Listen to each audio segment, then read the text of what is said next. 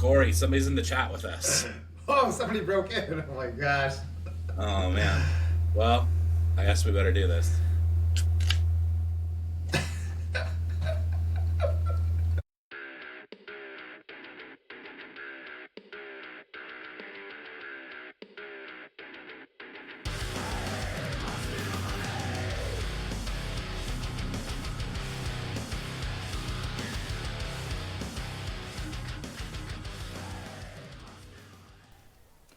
Welcome to the Eaglehub.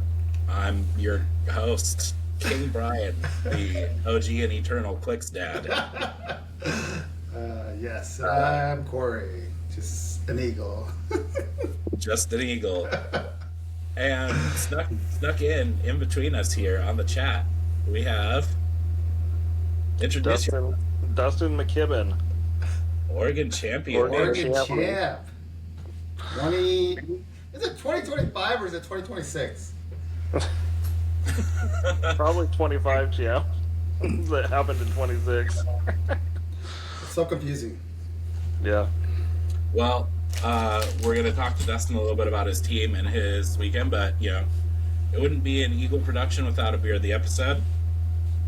Here is today's beautiful, beautiful Beer of the Episode. This is a Heroclix Beer Company Woodworker Series, The Crooked Path. It's a bourbon barrel-aged imperial stout with vanilla and coconut. Definitely a big boy beer. I don't remember the percentage, but it's over 10. Yeah, 10.5 Wow. ABV. So, you know, it'll get you nice and toasty on a cold day. Yeah. Um, It's been a wee bit cold up here. Yes, it has. Taste the definitely a bourbon barrel aged stout. Can taste that.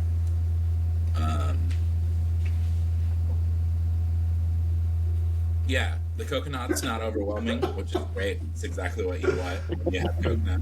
The worst would be to have like a friggin' pina colada stout. So sounds like a jelly bean beer. that does sound like a jelly bean beer. God. Yeah, this is like somewhere between a jelly bean beer and an angry uncle beer. Nice. So, That's a good mixture. yeah, I give it a approval. So dilly. How many stars is that beer?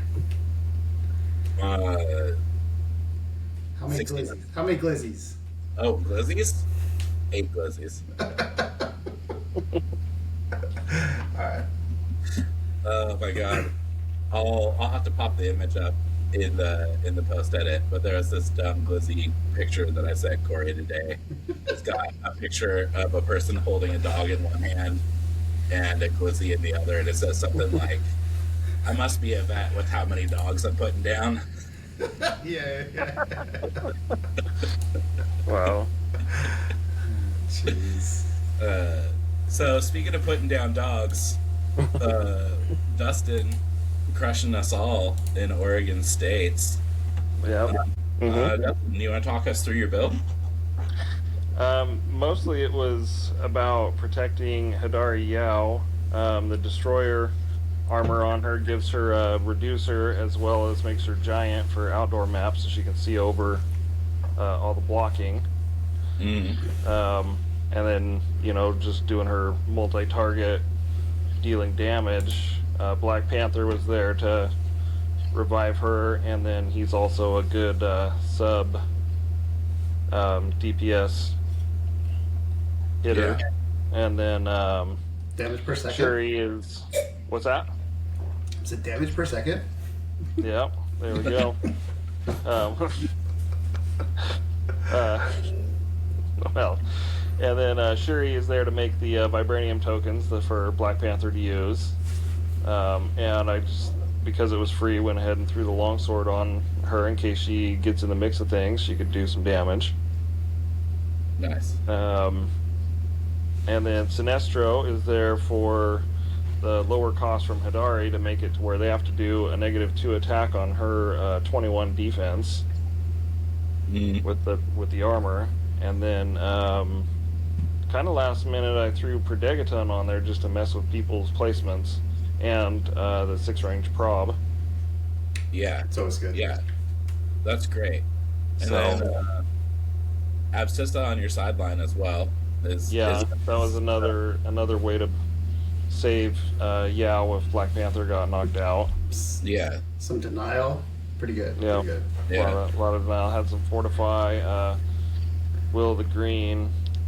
Beetlejuice was just kind of there for mostly the other bait. people's like Black Panthers. Yeah. Sometimes I'd throw him out there. You know, I think he might have came out one game, Nice. but it was pretty much because I know when people are like, "Ooh, I need to turn something off with my Legacy Black Panther," they'd choose him over the other stuff. That's a little Bryan ideology right there. Yeah. It's the I'm gonna bait you into taking Beetlejuice off the board. I'm not going to call him Beetlejuice anyway. If you don't take him off the board, I will call him in against you. Exactly. Exactly. And then Halt Mutant for stopping the special powers from getting close to her. Nice. Heart-shaped herb, phone booth, and the most meta of all terrain markers. Very happy to see it on your build. The dumpster fire. Exactly. Oh yeah. Yep.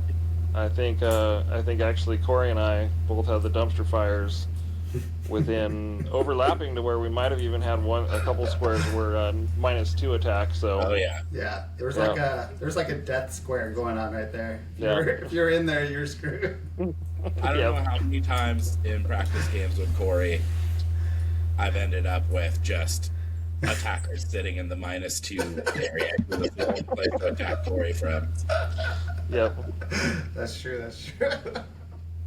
Cory is single-handedly why there was no dumpster fire on my build for Oregon State. I kept being like, does Dan think he's backfiring on me? Yep. So I just had a question on your build. So you've ran Hadari in the past, and you went with Destroyer for that +2 in giant size over Universal Weapon. Yeah, I think I did run Universal Weapon once with her. Yeah. And it's just because you wanted the minus the stat bonus and minus stat bonus with Sinestro. Yep. Okay. Interesting. Gotcha. Instead of Pulse Wave. Yeah. And then there's a lot of like people that can poison after they move or just come up and sit there and poison you. You know, now she's protected for poison because she has a reducer. Okay. Cool. Good call. Yeah, I like that. I'm guessing most opponents went after Big Sinestro first against you. Yeah, I mean, some of them didn't right away. Most people that knew would kind of try and go for him. I tried to keep him in the back, and I usually placed the dumpster fire near him so that if they were going to go after him, they had to be in the dumpster fire area. Yeah. Gotcha. So. Interesting. Yeah, because I feel like, I didn't get to play against you. I feel like my strategy against you would have been go for Sinestro first, and then probably focus my energies on Prime Black Panther. Yeah. Just because, like, Hadari's going to be super hard to hit. I know she's going to deal damage, but I feel like I've probably got a better than average chance once Black Panther's down, because then it kind of becomes a war of attrition if I can do it without losing too many guys. But what I really like about your build is that it presents like a really interesting knot, because like you could try to YOLO and get rid of Shuri early before she can generate a bunch of tokens, but she's also not bringing a lot, so it's hard to justify taking her out when there's a bigger threat on the board. It presents an interesting knot in just the combination of things. Honestly, I think there was only a few games where I needed to power action her more than once because I was hitting those 4 through 6 leadership rolls on Black Panther and getting tokens. Nice. I get up to about like 4 tokens, and then I started like putting a defense on Sinestro equipment or on the Perdegaton. Because I had plenty of tokens, so... Yeah. I like it. And only 2 maps on your build. Well, I had a third, but I don't actually own it, and then I wasn't gonna had it. I was gonna do that crazy elevation one from the Spider-Verse with all the pink, Tangle? all those, yeah.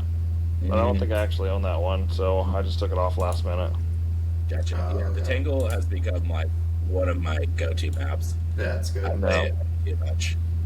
Even though it messes with me, I try to pick those maps that mess with like people. They sit down there just like, this got a lot going on. I don't know what to do. Yeah. And I feel like the Tangle's one of them. Yeah. Yeah, it's good. It's good for that. All right, so talk us through the tournament for the day. Anything you recall that you played? Any interesting matchups? Actually, I mean, every team I played seemed really good. I could see what they were going with. My only loss was to Mr. Cory there. very first game. It was, I think I did. How close was it? Do you remember? It says 110 to 45. Yeah, so it wasn't terribly close, but Yeah. So I remember we got to the end and I was like, oh dang it, I forgot what I took out, but it ended up being more you took something right at the end there. Yeah, but I think it was the Pride Panther. The Pride Panther gave me the extra boost. Yeah, because I knew what he did, and I knew how good he is on your build, and I was like, all right, I gotta go for him. Yeah. And I think I got rid of your Abscissa and Halt Mutant, or Fortify. I forget which one of them. So yeah. I didn't go for your bait with Beetlejuice because I was like, hey, bring him out. I'm fine with that. It doesn't hurt me. But you were playing yours, so it didn't really matter. Yeah, exactly. So, but, yeah. I was just gonna note, we mentioned it on the last Eaglehub, but there's now a trajectory of Cory beating the eventual champion in all these states events. So, just the pro tip for anybody going to the Washington States event this weekend. Yeah. If you face Cory, if you face Cory in the first round and lose, then you might, be going it's the all the way. Frittata Premium, man. There you go. Advanced analytics right here. This is an analytical approach that you won't get from any other Heroclix production. Exactly. Cory beat you, your odds of championshiping. Yeah, it happens. Yeah. Jeez. Yeah, let's see. I played Cory first. Yeah, that was a rough one. But I mean, first game, you're kind of getting warmed up. Yeah. Put me in a different bracket, so I guess. So next was AJ. Okay. Yeah, he had a pretty decent team, but what was he? One army or full destroyer prime? Yeah, it looks like he was running that cosmic thing. I think that was the only thing I couldn't take out, but he didn't get anything else on me, or he got very little points on me. So did his Infinite go off on you? Well, he was using it, but I was able to shoot it down. Oh, okay. I don't remember. I think I charged flurried up with Black Panther or something. Okay, so he must have gotten his initial 3 damage from removing his tokens. Yeah. Yeah, but against Hadari, that doesn't really do much because it's got the invulnerability, so it's only 1 damage, and it's not really. I mean, I guess it maybe does something to your support, but it's not really enough to be a major threat to Black Panther either. Oh. That's where the broken strategy with Infinite is to play big Infinite with another Infinite on your sideline, so you can call in help from other worlds or whatever it is to in the 60.1, who immediately goes off, so it allows you to stack 3 damage 2 turns in a row. Yeah. Gotcha. And then without tokens, then you get to use them for an attack that turn too. But yeah, interesting. Big destroyer. Yeah. I mean, high defense. And he knows how to pilot. Yeah, interesting. Okay. see. And then third round, it looks like you played Merritt, who was Merritt. the killer in this tournament. Yeah, he had the White Lanterns. Yeah. That was, I mean, he kind of had the same idea that I did, like healing and Superman coming back to life. Yeah. But I just kind of went after some of his support. Mm-hmm. Yeah, you know, and he had that Wally stopping my super senses, so that was kind of big. But you know, she had the reducer, so he was still only doing so much. Yeah. Go. Yeah, I was gonna say, I feel like his team, the Yao effect of the extra damage should be particularly useful against his team, because you can take out, you know, his 50-point Hal, his Wally. Yeah. Target the power battery. Yeah. I don't think I actually targeted the power battery, but I think there was only one person on the day that targeted Merritt's power battery. Yeah. That was Cory. He kept rolling all his shape changes, and he kept healing it with the stupid herb. I got it I think I got it like halfway, and then he figured out what I was doing, and then he ran over there with Wally and propped up with this stupid phone booth. Rats. So that was the 3 rounds of Swiss. And then top 16, you played Aaron? Yes, and he's from our group, so I've actually practiced against his team. I knew that King Thor was going to be rough, or Odin, or whichever that one is. Old King Thor, yeah. So I just knew that if I took out his per Degaton, because that's like a one-shot with Yao, knocked the other guy, King Arthur, down, got him out, and then just kind of played defense away from Thor. Yeah. Wow, the Ares bomb from that Thor is silly. Giant 6. Oh yeah. Yeah. Giant destroyer. Yeah, I think he did that, but he either didn't roll good enough or something against me. It was probably the dumpster fire. Probably. Yeah.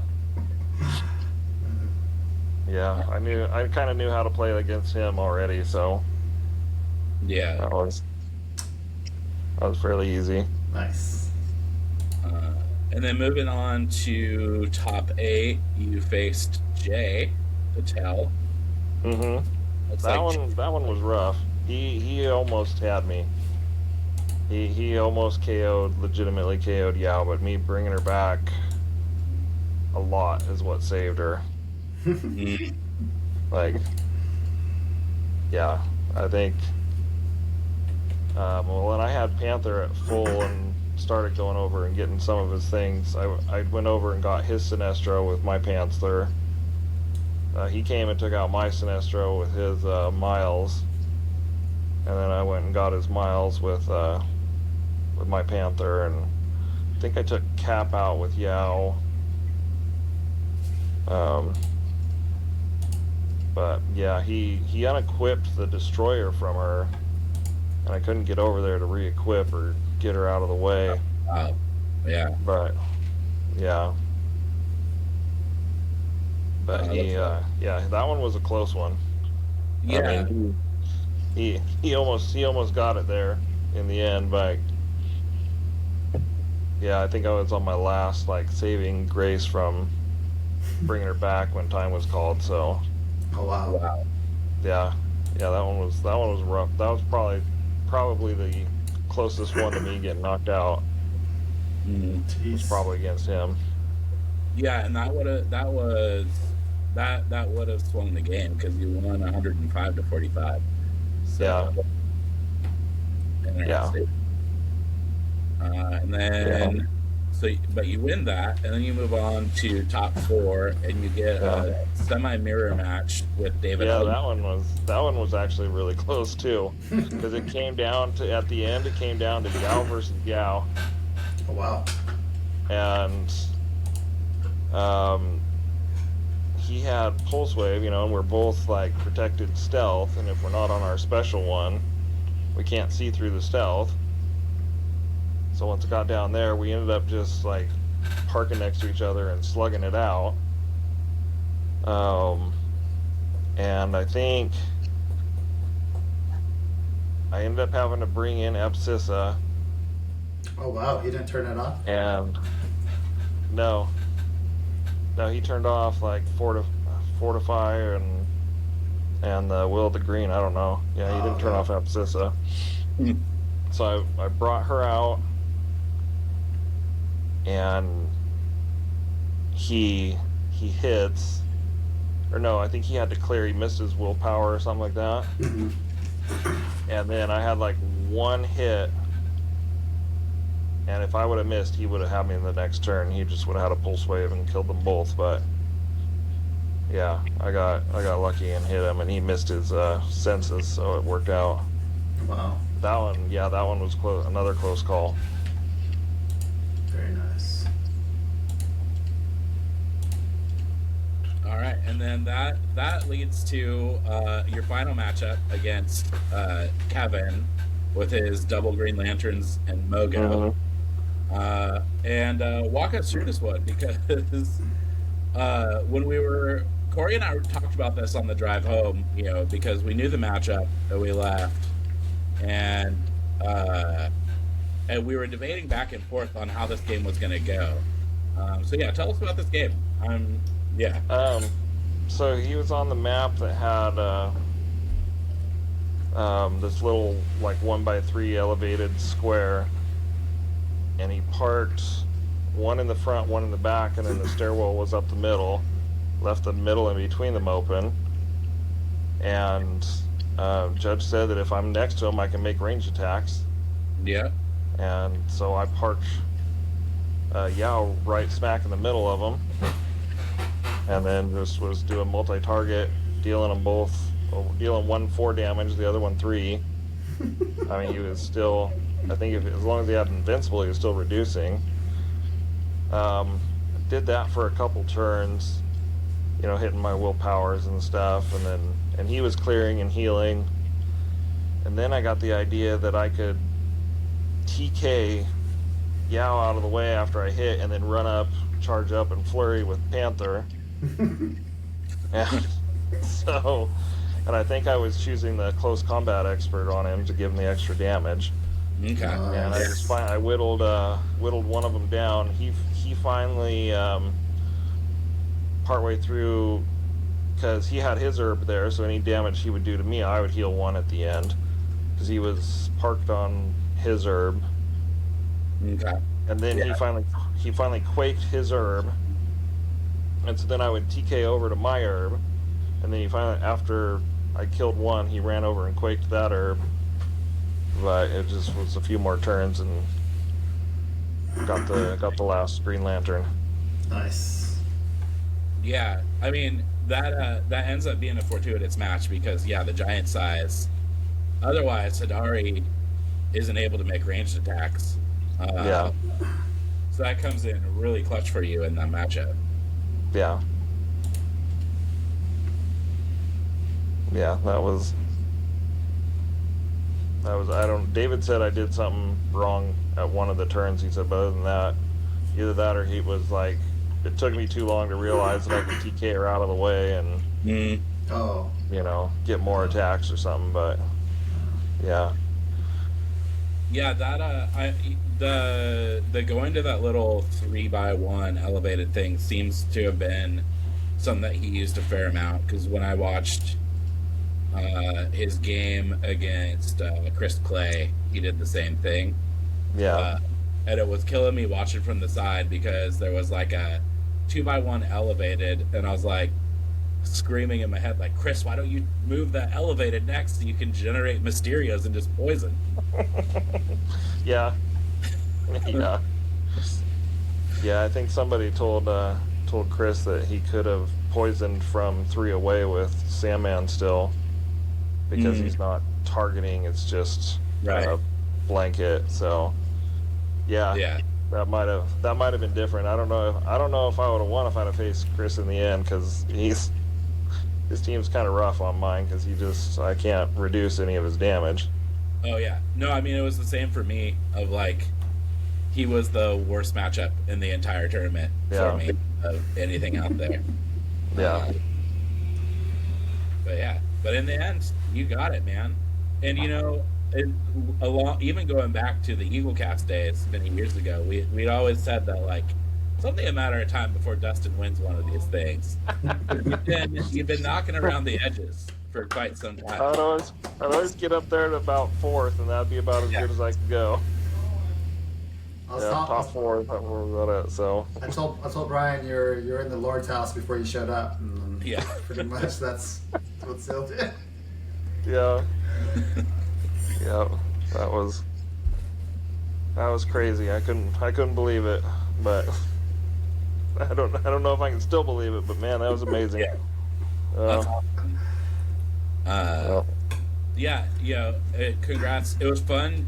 It's been fun to see, just with so many players in your play group there at Mythic. Like I've seen a noticeable improvement in just the overall group at playing like competitive clicks, even since I started playing again, last February. So it's been cool just to see your whole play group advancing a little bit. Yeah. But yeah, once again, congrats to you, man. Thank you. I was stoked. Like Cory and I had like a little mini party in the truck when we found out. Nice. Yeah. Dustin. Well, right on. All right. Let's see. We've got a couple other things to go over before we're done for the night. Frittatas make their return. It'll be the first Eaglehub frittata segment. Nothing truly challenging on the rules on this one, boys, but they're fun. So we'll get into that in a second. First up, though, since the Eaglehub is all about promoting Pacific Northwest clicks, want to promote again. Saturday, January 24th, we have the Washington State's ROC at Uncle's Games in Redmond. Cory and I will be there. Dustin and I were talking ahead of this, and maybe we're going to get to see a Dustin showing. My. He wants that. It's a long drive. We'll see. He wants that double title. He really wants it. Well, we do have an extra space in my truck, so if you are interested in going, send me a message. You can ride with us from Portland. All right. Because Matt Zielinski had to back out and go in. So is Jason still coming? Jason is still planning on coming. Okay, cool. So, but yeah, so we've got room in my truck for one more. So you're welcome to ride with us. Hell yeah. But yeah, that's January 24th. That's Saturday. This Saturday. Yeah, Holy Saturday. God. This week. Registration starts at 9:30. Start time will be 10:30. Cory and I think, are going to try to get some live streams going on the hub. We'll probably try to have a test here this week sometime to make sure all the bells and whistles work. But yeah, it should be fun. Oh yeah. So, and I know Jay is planning on streaming as well. So there might be 2 streams going at Washington State ROC. Right on. Which should be great. That probably means that the Eaglehub will be Eagles and Friends being on all of the streams, but we'll see how it goes. So that is that. Let's get into some frittatas. Oh no. This one got me good. This was posted on one of the rules groups. A nice flower background too on it. A nice little AI text picture. I've got to remember how to do the voice for these.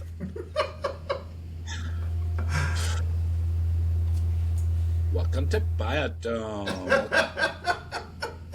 Future. No back damage can be reduced.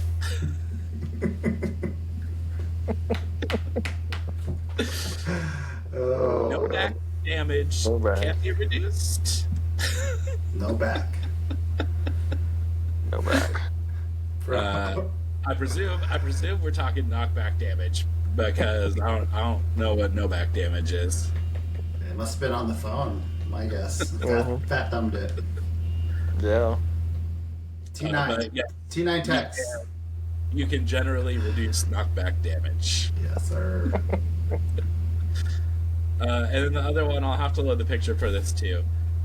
So it shows the card for Beta Ray Bill, who has a damage power that says leadership, and it's got the double slash. Characters can't use power cosmic energy. Let me use the actual Heroclix words. So it's a damage power, leadership. Characters can't use cosmic energy. Question: can Outwit the ability that shuts down power cosmic in this instance?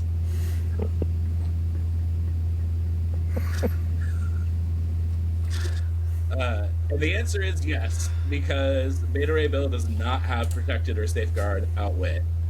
But this was on Heroclix Players and Collectors, and there are multiple people on there saying you can outwit the leadership, and not understanding that you can outwit a special power, which is exactly incredible.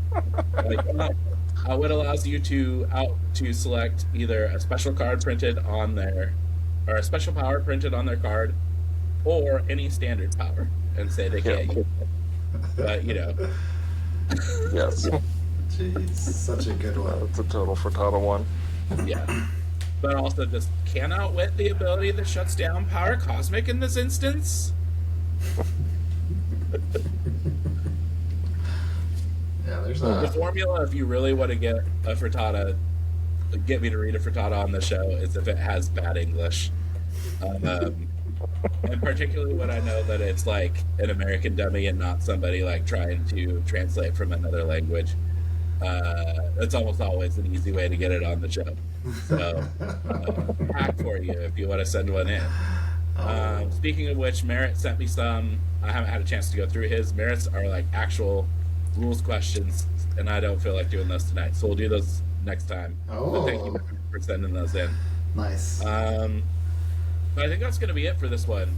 Because, unlike a certain other podcasts, we try to be brief. So we don't want you to have to carve out half of your week to listen to this show. Yeah. So that does it for this episode of the Eaglehub. Until next time. Get wrecked, nerds.